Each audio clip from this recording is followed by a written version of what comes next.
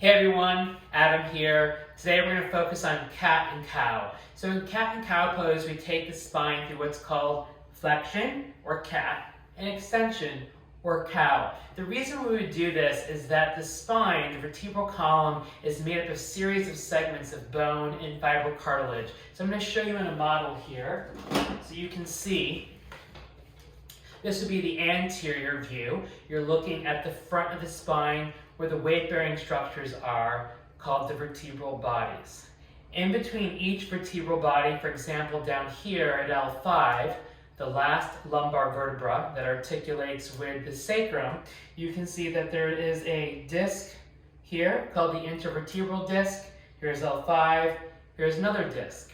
These discs are made up of dense rings of fibrocartilage, a type of connective tissue. Connective tissue, depending on its type and its location, is not vascularized or not heavily vascularized. So it really relies upon movement, at least in the disc, to soak up nutrients and also expel waste. One of the things that happens as we age is that the discs tend to dehydrate. That happens for all of us, but we can delay this by moving the spine through its full range of motion. And that's what we do in cat and cow, at least in the sagittal plane, through extension and flexion. When we move the spine in extension, such as cow pose like this, the spine is back bending, which we call in yoga. The back of the disc is compressed and the front of the disc expands. When we move to flexion, the front of the disc is compressed and the back of the disc expands. The theory is we sort of create this spreading, soaking, and squeezing action through the vertebral disc that allows fluids to move in, a process we call imbibition. So what I want to show you today is that when we move the vertebral column, we want to move it sequentially. And we can conceptualize this by moving from the base of the spine first, thinking moving from the tailbone. Now the movement doesn't really originate from the tailbone, but it's a nice alignment motif to work with to ensure that we're moving each segment sequentially and independently, like a series of dominoes. So for example, if I were a quadruped here on all fours, right, and I move the spine through extension, the tailbone untucks and the spine moves like this into extension or back bend. Let's say that when I contract the abdomen, the spine rounds, and almost each segment, vertebra by vertebra, can move into what we call flexion. So I'm going to show you how to do this. I'm going to move bones out of the way. I start on my hands and my knees. My knees are roughly above my hips, and then I like to place my hands slightly in front of my shoulders to alleviate pressure on the wrist. Spread my fingers, distributing the weight throughout the hand. The palm has a slight arch to it, like the foot, so I want to spread my fingers well, with the creases of my wrist parallel and my hands slightly in front of my shoulders.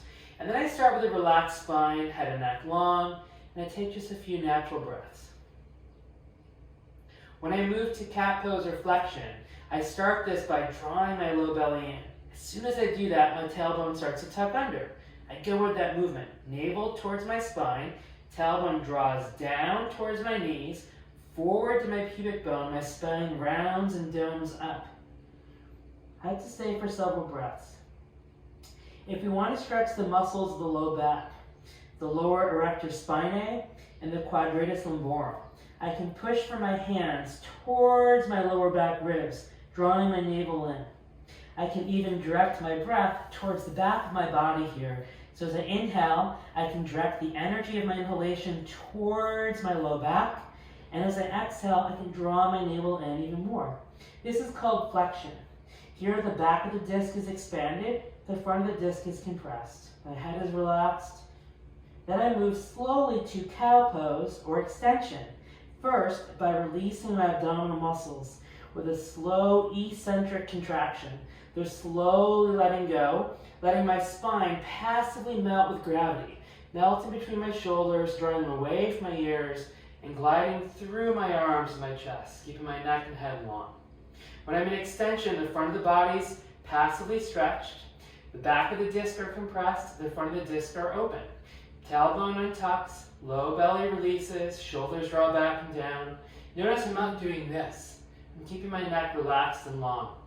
When I move back to cat pose, I start by drawing my belly in, pushing the floor away, rounding my spine, vertebra by vertebra. As I become acquainted with this movement and my spine becomes less rigid, it can be more like a wave, moving forward into cow pose, into extension, and back into cat pose, into flexion.